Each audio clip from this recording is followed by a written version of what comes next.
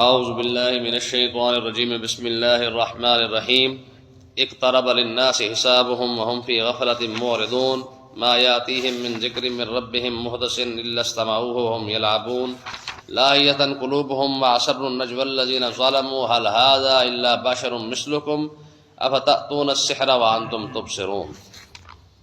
آج یہ 17واں پارہ یہاں سے شروع ہو رہا ہے۔ کل 16 سپارے ہمارے مکمل ہو گئے تھے۔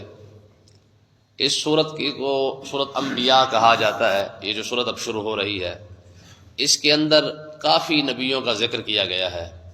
قیامت کا ذکر بھی اس صورت کے اندر ہے، مرنے کے بعد اٹھنے کے دلائل دیے گئے ہیں۔ اس کے علاوہ انبیاء کرام علیہم الصلوۃ والسلام کے حالات اور ان کے واقعات کو کچھ یہاں پہ بیان کیا گیا ہے۔ تو سب سے پہلے کیونکہ قیامت کی بات 16ویں پارے کے اندر بھی چل رہی تھی تو اسی بات کو جو ہے اللہ تبارک و تعالیٰ نے آگے چلایا ہے اب اس 17ویں پارے کے اندر۔ تو اللہ تعالیٰ نے ارشاد فرمایا بسم اللہ الرحمن الرحیم، اللہ کے نام سے شروع جو نہایت مہربان رحمت والا ہے۔ ما اقترب للناس حسابهم، لوگوں کے حساب کا وقت قریب آ چکا ہے۔ وهم فی غفلۃ معرضون، اور وہ ابھی تک غفلت کے اندر منہ پھیر کے چل رہے ہیں۔ مطلب کیا ہے کہ اللہ تبارک و تعالیٰ نے انسان کو جو نعمتیں عطا فرمائی ہیں، فرمایا ان کے پوچھنے کا جو ٹائم ہے وہ بڑا جلد قریب آ چکا ہے کہ رب نے جو نعمتیں عطا فرمائی، جو چیزیں عطا فرمائی ہیں، کھانا پینا اٹھنا بیٹھنا، جو آرام، جو سب کچھ انسان کو دیا ہے، فرمایا اقترب للناس حسابهم، لوگوں کے حساب کا وقت قریب آ چکا ہے۔ کیسے زندگی گزاری ہے، کیا کرتے رہے ہیں، کس طرح انہوں نے اپنا وقت گزارا ہے، فرمایا یہ بڑا ہی قریب آ چکا ہے۔ وَهُمْ فِي غَفْلَةٍ مُعْرِضُونَ، اور لوگ ابھی تک جو ہے وہ غفلت کے اندر ہے، زندگی گزار رہے ہیں۔ ہمارے بزرگ فرماتے ہیں کہ لوگوں کا کفن جو ہے نا وہ بازار کے اندر آ چکا ہوتا ہے، دکانوں پر ان کے کفن کا کپڑا آ چکا ہوتا ہے، اور لوگ سمجھتے ہیں اللہ جانے پتہ نہیں ہمیں کتنی دیر ہے۔ ٹھیک ہے، اور ہمارا یہی حال ہے، وَهُمْ فِي غَفْلَةٍ مُعْرِضُونَ، ہمارا حساب ہمارے سر کے اوپر کھڑا ہوا ہے۔ حضرت حریم بن حیان حضرت ویسے کرنی کے پاس ملنے کے لیے گئے، ایک بزرگ ہے، تو حضرت ویسے کرنی کو انہوں نے صرف اتنا کہا ویس مجھے کوئی نصیحت کر، تو کہا صرف ایک ہی نصیحت یہ ہے کہ موت کو اپنے سرہانے سمجھ، موت تیرے سرہانے پہ کھڑی ہوئی ہے، بس اس سے بڑی کوئی نصیحت نہیں ہو سکتی ہے۔ لیکن نا جتنے لوگ فوت ہوئے ہیں نا، آج جو ہماری اچانک فوت کیا ہو رہی ہے، کیا انہوں نے سوچا تھا جو گھر سے باہر سودا لینے کے لیے گیا تھا وہ تو واپس آیا ہی نہیں، کوئی کپڑا لینے گیا واپس نہیں آیا ہے، کوئی شادی پہ گیا واپس نہیں آیا ہے، کوئی دوائی لینے جاتا ہے واپس نہیں آتا ہے۔ آج تو بیماری والا کھاتا بھی ختم ہو گیا ہے۔ تو اللہ تعالیٰ نے ارشاد فرمایا لوگوں کا وقت قریب آ چکا ہے حساب دینے کا، اور وَهُمْ فِي غَفْلَةٍ مُعْرِضُونَ، وہ ابھی تک غفلت کے اندر زندگی گزار رہے ہیں۔ اور یہ جو سورت ہم پڑھتے ہیں نا الہاکم التکاثر حتی زرتم المقابر، کبھی ہم اس کے معنی پر غور کریں نا تو اس کا معنی کیا ہے؟ الہاکم التکاثر حتی زرتم المقابر، میں کہ لوگ جو مال جمع کرنے پہ لگے ہوئے ہیں، حتی زرتم المقابر، مال جمع کرتے کرتے ان کے پاس قبروں کے قریب آ چکے ہیں، انہیں پتہ ہی نہیں چلا ہے۔ پیسہ اکٹھا کرتے کرتے کرتے کرتے ترقی کرتے کرتے آج یہ پلاٹ بنا لیں، آج وہ کام کر لیں، آج یہ کام کر لیں، فرمایا یہ کرتے کرتے ان کی یہ حالت آ چکی ہے کہ حتی زرتم المقابر، قبروں کا منہ انہوں نے دیکھ لیا ہے اور انہیں پتہ ہی نہیں چلا۔ اور دیکھ لیں آج ہی ہمارا حالت ہماری ہے کہ ہم کب بوڑھے ہو گئے پتہ ہی نہیں چلا، کب بال سفید آ گئے پتہ ہی نہیں چلا، وقت گزر گیا اور پتہ ہی نہیں چلا ہے۔ تو اللہ تعالیٰ نے ارشاد فرمایا ما یاتیہم من ذکر من ربہم محدث، فرمایا کہ جب بھی انہیں ان کے رب کی طرف سے کوئی بھی تازہ نصیحت آتی ہے ان کے پاس، الا استمعوہ وہم یلعبون، وہ اس کو سنتے ضرور ہے لیکن ہم یلعبون، ایسے سنتے ہیں جیسے کھیل کود کے اندر مصروف ہوتا ہے، بے توجہ کے ساتھ سن لیتے ہیں، توجہ ہی نہیں کرتے ہیں۔ اور آج دیکھ لیں یہی حال ہمارا ہے۔ یہ آیت کافروں کے بارے میں نازل ہوئی ہے، لیکن اس کے اندر حکم جو ہے وہ مسلمانوں کو بھی شامل ہے۔ جب بھی مسلمانوں کو قرآن سنایا جاتا ہے ان کی توجہ کوئی نہیں ہوتی، اور یہی حال اللہ تعالیٰ نے بیان کیا، فرمایا جب بھی ان کے پاس ان کے رب کی طرف سے نصیحت آتی ہے تو ان کی توجہ کوئی نہیں ہوتی۔ الا استمعوا وهم يلعبون، کھیل رہے ہوتے ہیں، اپنے دماغ اپنے ذہن لڑا رہے ہوتے ہیں، کب جان چھوٹے اور کب یہاں سے نکلے۔ ٹھیک ہے، تو اللہ تعالیٰ نے ارشاد فرمایا کہ یہی حال آج مسلمانوں کا ہے۔ فرمایا کہ بجائے قرآن کو غور کے ساتھ سننے کے، توجہ کرنے کے، قرآن کی طرف توجہ نہیں ہوتی ہے، اور یہی حال کفار مکہ کو جب قرآن سنایا جاتا تو وہ بھی بے توجہ کے ساتھ سنتے، توجہ ہی نہیں ہوتی تھی ان کی. اور اللہ تعالیٰ نے ارشاد فرمایا جب ان کا یہ حال ہے تو فرمایا قیامت کے دن سوائے پچھتانے کے پھر ان لوگوں کے پاس کچھ بھی نہیں ہوگا. اور ہوا کیا؟ فرمایا لاہیۃ قلوبہم، میں ان کے دل کھیل کود میں پڑے ہوئے ہیں. دل جو ہے وہ جناب اللہ لگتا ہی نہیں ہے مسجد کے اندر، دل جو ہے وہ قرآن کی طرف آتا ہی نہیں ہے. کھیل کود میں دنیاوی کاموں کے اندر دل لگ جاتا ہے، ہاں نہیں لگتا دل تو قرآن میں نہیں لگتا ہے، مسجد میں نہیں لگتا ہے، عبادت کے اندر نہیں لگتا ہے، اب باقی ساری جگہ دل لگ جاتا ہے.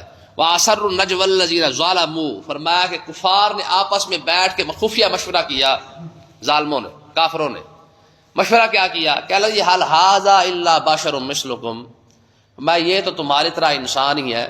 آقا علیہ الصلوۃ والسلام کے بارے میں کہنے لگے کہنے لگے جی تو یہ تمہاری طرح انسان ہی تو ہے. افتاتون السحر وانتم تبصرون، کیا تم جان بوجھ کر دیکھنے کے باوجود بھی کیا تم اس جادو کے پیچھے چل پڑو گے؟ یعنی حضور علیہ الصلوۃ والسلام نے جب انہیں قرآن سنایا نا کفار کو، تو کفار کو لگتا تھا کہ یہ کیا ہے، یہ جادو ہے. حالانکہ جادو کے بارے میں وہ اچھی طرح جانتے تھے کہ جادو کسی اور شے کا نام ہے، لیکن اس کے باوجود کیونکہ ماننا نہیں تھا نا، نہ ماننے والوں کو آپ 1000 بھی دلائل دے لینا، ماننا انہوں نے پھر بھی نہیں ہوتا ہے. ماننے والے کے لیے تو ایک بات کافی ہوتی ہے، ٹھیک ہے، اور نہ ماننا ہو تو پورا قرآن بھی آپ ان کو سنا دیں تو کوئی فرق نہیں پڑتا ہے. تو اللہ تعالیٰ نے ارشاد فرمایا کہ کفار مکہ آپس میں مل کے بیٹھے اور انہوں نے کیا کیا مشورہ کیا آپس میں.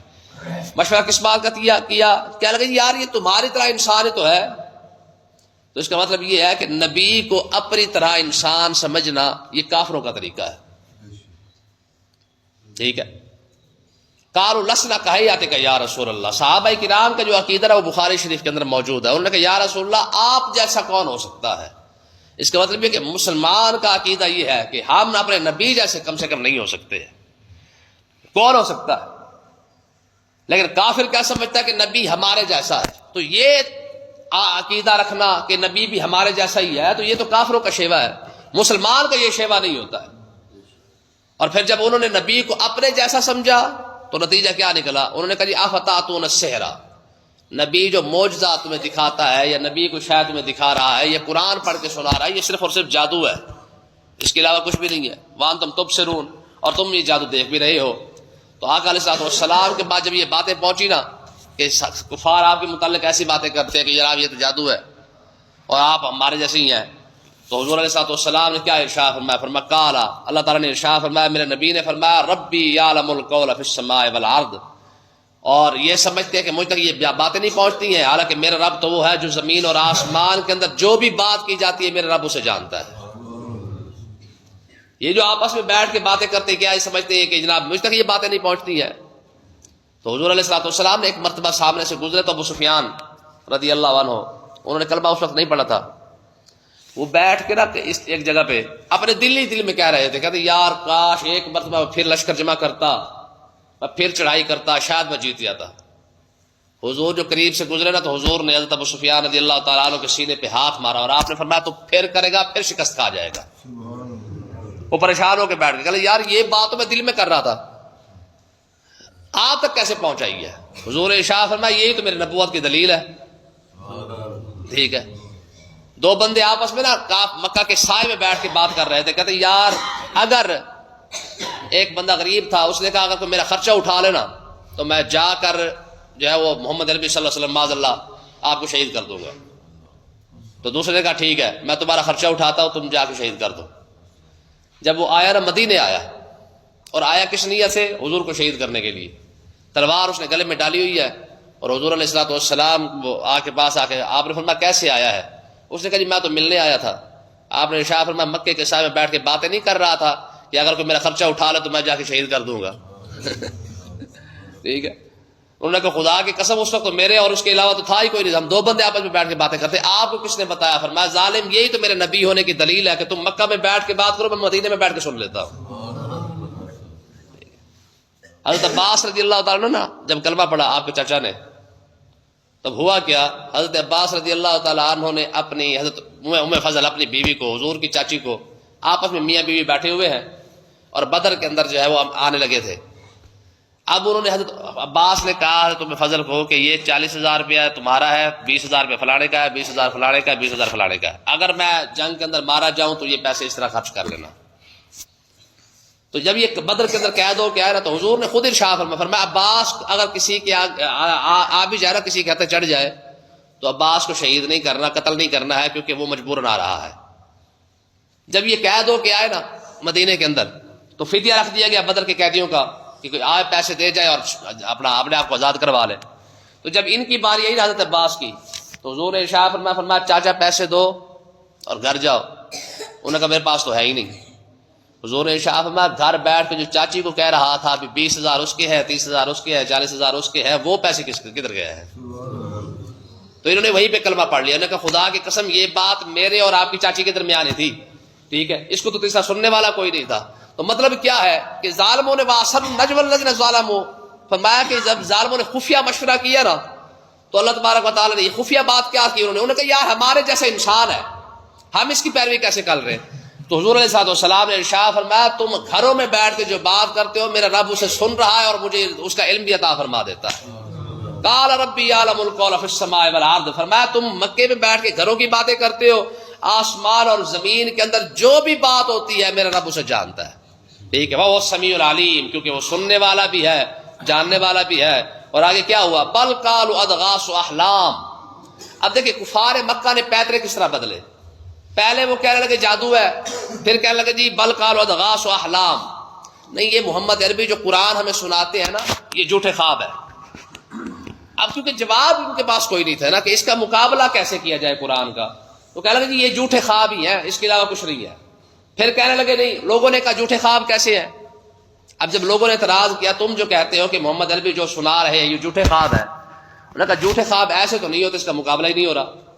پھر انہوں نے کہا نہیں بل افترا ہو، انہوں نے کہا یہ جو قرآن وہ سنا رہے ہیں وہ اپنی طرف سے سنا رہے ہیں۔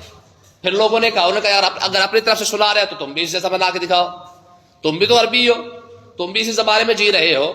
انہوں نے کہا نہیں بل ہوا شاعر، نہیں بلکہ یہ شاعری ہے۔ اب دیکھیں نا منافق بندی کا یہی حال ہوتا ہے کہ کبھی ایک زبان پر کبھی ایک بات پر رہتا نہیں ہے، منافق ہمیشہ پیترا بدلتا رہتا ہے۔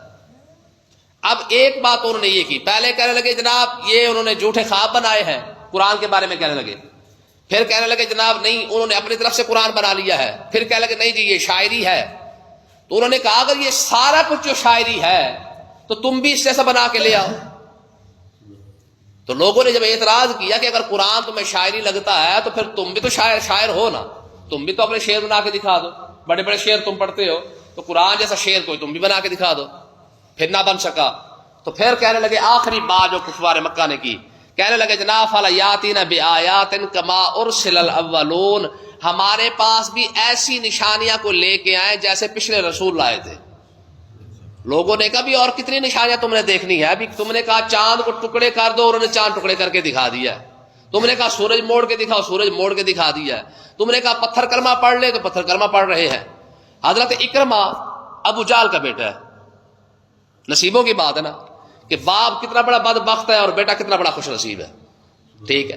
حضرت اکرمہ حضور کے پاس آئے اور آ کے کہنے لگے جی وہ جو پتھر پڑا ہوا ہے نا، اگر یہ پتھر پانی کے اوپر تیرتا ہوا ہے آئے اور آ کر آپ کی شہادت دے دے تو میں کلمہ پڑھنے کے لیے تیار ہوں۔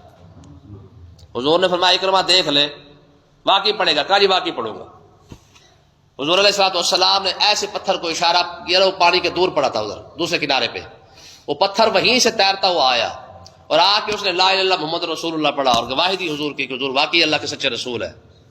حضور ارشاد فرمایا اکرمہ اب بتا، کہنے لگا جی واقعی آپ اللہ کے سچے رسول ہے، میں بھی کلمہ پڑھنے کے لیے تیار۔ دونوں نے کلمہ پڑھ لیا وہیں پہ۔ یار دیکھیں باپ ہزار معجزے دیکھ کر بھی اس کو ہدایت نصیب نہیں ہوئی ہے، اور بیٹے نے ایک بات دیکھی اللہ تعالیٰ نے ہدایت عطا فرما دی ہے۔ پھر اتنا بڑا مقام ہے ان کا، اور یہ کتنے بڑے بہادر حضرت اکرمہ، آپ اندازہ کریں غزوہ خندق لگا نا، یہ واحد یہ بندے تھے، ٹھیک ہے، جنہوں نے غزوہ خندق جو خندق ہے وہ کراس کی تھی، یعنی اتنے بڑے بہادر تھے یہ۔ جب کلمہ پڑھ لیا، کلمہ پڑھنے کے بعد پھر یہ شام کے اندر لڑتے رہے اور بڑے کافی سارے قلعے انہوں نے فتح کروائے ساتھ ساتھ۔ جب یہ شہید ہوئے نا جنگ کے اندر، حضرت خالد بن ولید واحد یہی حضرت اکرمہ تھے جن کی شہادت پر رو پڑے تھے، اتنے بڑے بہادر تھے یہ، ٹھیک ہے۔ اب ہوا کہ جب یہ شہید ہوئے اور یہ رو پڑے، جب یہ روئے نا حضرت خالد بن ولید، اور آپ نے بڑی بات کی، آپ نے فرمایا جاؤ جا کے عمر کو بتاؤ کہ ہم نے آج کتنا بڑا سپوت جو ہے نا اسلام پر قربان کر دیا ہے، اتنے بڑے بہادر تھے یہ۔ تو کہنے کا مقصد کیا ہے؟ اب انہوں نے کہا، کفار مکہ نے کہا جی ہمارے پاس بھی ایسی نشانیاں لائیں جیسے پچھلے رسولوں کے پاس تھی. یعنی موسیٰ علیہ السلام کے پاس معجزہ تھا کہ وہ ہاتھ کو روشن کر دیتے تھے، ڈنڈے کو جو آسا بنا دیتے تھے. یہ آقا علیہ السلام کے بارے میں کہا کہ اگر یہ سچے نبی ہے تو یہ بھی ہمیں معجزات دکھائے. تو اللہ تبارک و تعالیٰ نے ارشاد فرمایا پچھلے نبیوں کے جو معجزے تھے نا وہ ان کے ساتھ ہی تھے، اور میں نے اپنے نبی کو جو معجزہ دیا ہے یہ قیامت تک کے لیے ہے. کون سا؟ یہ قرآن. یہ حضور کا ایسا معجزہ ہے جو آج بھی ہماری آنکھوں کے سامنے ہے. یہ حضور کا ایسا معجزہ ہے جو قیامت تک کے لیے چیلنج بنا ہوا ہے، اور کوئی دنیا کے اندر مائی کا لال چھوڑے پوری کائنات مل کے بھی حضور کے اس معجزے کا مقابلہ نہیں کر سکتی ہے.